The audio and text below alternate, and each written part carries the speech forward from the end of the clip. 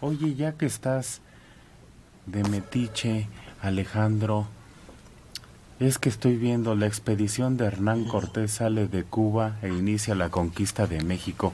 Es que Alejandro es multicaras, ¿Por qué multicaras? tiene las otras caras, lo que no se atrevieron a contar, dice Alejandro. ¿Cómo se llama? ¿Cómo es? ¿Las caras? Las caras ocultas, las caras ocultas de Hernán Cortés. ¿Por qué caras? ¿Por qué? ¿Son muchas? Pues sí, claro, tiene como varias facetas, la del conquistador propiamente, la del político, la del conciliador. Sí, es un personaje multifacético. Y efectivamente, él zarpa desde noviembre, no me acuerdo de qué puerto de Cuba, pero va, digamos, costeando en la propia isla y ya en febrero es donde se deja ya la isla para venir a lo que es hoy México. Y empieza el 19 de febrero de 1519, 18. Lo que la serie no se atrevió a contar. Además, porque si usted ve la serie queda, pues, sin ver todo el panorama completo. Falta la otra parte, exactamente. Que Ahí se queda en la noche victoriosa, ahora llamada Noche Victoriosa. Oye, qué friega nos pusieron, caramba. El árbol de la noche triste era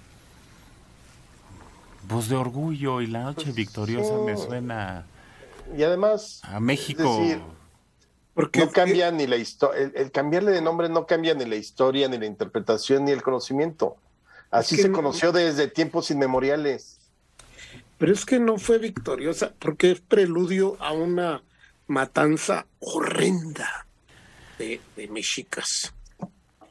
Claro. Es una cosa, a uno de los desastres históricos más grandes que se tienen registrados, que es la destrucción de Tenochtitlan. Ese es el preludio, la noche triste, esa o noche victoriosa que le llaman, es el preludio a una tragedia espantosa.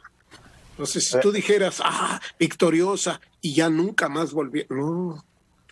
Además, todo el relato es referencia de que, según narra Bernal Díaz del Castillo, sí llegó muy diezmado Cortés ahí a Popotla, donde hoy está lo que queda del árbol, que ya son restos porque ya está muerto propiamente, pero era una zona totalmente llena de agüehuetes. Si lloró ahí o no es lo de menos, pero así se van nutriendo de pronto este tipo de leyendas que son muy ricas para contar. Si no, lo que sí es cierto es que lloró en ese lugar o en esa zona porque pues, había perdido hombres, a sus aliados, vio mucha gente morir, o sea, no, era un asunto totalmente normal. Y por eso se habla de la noche triste, pues es la noche triste de Cortés, aunque hayan celebrado los mexicas, pues es un acontecimiento en especial, no altera la historia de la noche victoriosa, pues era la noche triste de Cortés, no es una cosa de, todos estamos tristes porque perdieron los españoles, no, Cortés estaba verdaderamente devastado. Y tú siempre has hablado de Hernán, bueno, hablas de que era inteligente, que fundó la Villa Rica para nombrarse, que vio el odio, ¿no? Sí, no, bueno, era totalmente, creo que era mejor político que guerrero, que combatiente, digamos, porque efectivamente supo leer las contradicciones que existían en toda esta región con los pueblos indígenas que había. O sea, desde luego la gran hegemonía, el gran pueblo dominante eran los mexicas, pero no éramos ni de chiste una nación como hoy se concibe. Eran varias naciones indígenas peleando por el dominio o más o menos en un equilibrio político por tributos, por sometimiento. Los tlaxcaltecas, a los que siempre se les ha hecho menos, vivían prácticamente como en un bloqueo económico, si vale la expresión, porque estaban rodeados por buena parte de los pueblos que apoyaban a los mexicas. Entonces no era fácil. Era toda una situación, una geopolítica como quizá hoy la veríamos en Europa con lo que está sucediendo en Ucrania o como se ha visto en otras partes del mundo. No quiere decir que Cortés llegó y México ya era la república y entonces, no, digamos, para resumir, lo que sucede con Cortés en este territorio mesoamericano no fue para nada como la guerra contra Estados Unidos, que ya llegan a enfrentar un país totalmente conformado con estados libres y soberanos, una república con 3 poderes. Para nada era así, eran pueblos indígenas que vivían, naciones indígenas, ni siquiera pueblos, que coexistían y convivían en el mismo espacio. Pero además Hernán Cortés era un hombre preparado, no era como otros que llegaron a América, que llegaron de casualidad. No, Hernán Cortés era un hombre de escuela, un hombre que tenía una profesión. Había estudiado en Salamanca. Ajá. No terminó, pero sí.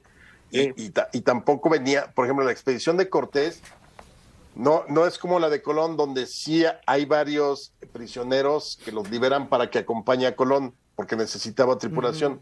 Aquí estamos hablando, Cortés sale de Cuba después de haber estado ya en América 15 años. O sea, no era, alguna vez lo mencionamos aquí, no llegó en un avión de Iberia al aeropuerto internacional de Veracruz para iniciar la conquista. O sea, entonces cuando él ve los templos, las pirámides y a los pueblos, no es algo que desconozca por completo en el asunto de, ay, es que son raros o tienen otro color de piel.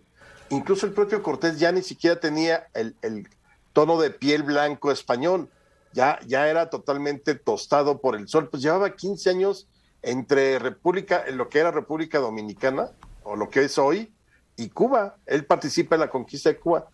Y casi todos los hombres que lo acompañan, Bernal, Pedro de Alvarado, Cristóbal de Olid, todos sus más de 1,500 hombres, todos ya tenían mucho tiempo en América, nada más que la diferencia es que se habían quedado en las islas y para este proceso de explorar la parte continental ya se unen, pero nadie de ellos era improvisado en cuestión de lo que se conocía como poblaciones nativas y demás. Obviamente el grado de desarrollo civilizatorio de las Antillas o de estas islas era mucho menor que lo que encuentran en Cozumel o lo que encuentran en Tabasco o lo que encuentran en Veracruz, y no se diga ya cuando avanzan hacia el centro del país.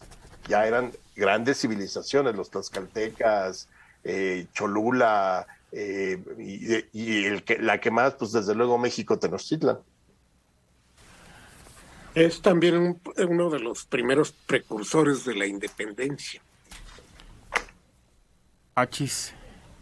Sí, él decía, bueno, pues si esto no va funcionando bien con España, pues establecemos un reino aquí, aparte.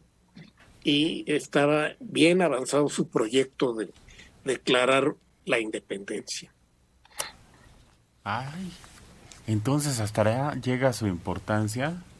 Sí. Claro. Bueno, pues yo me quedo esperando el perdón. A ver si algún día Perdón y el olvido. nos llega.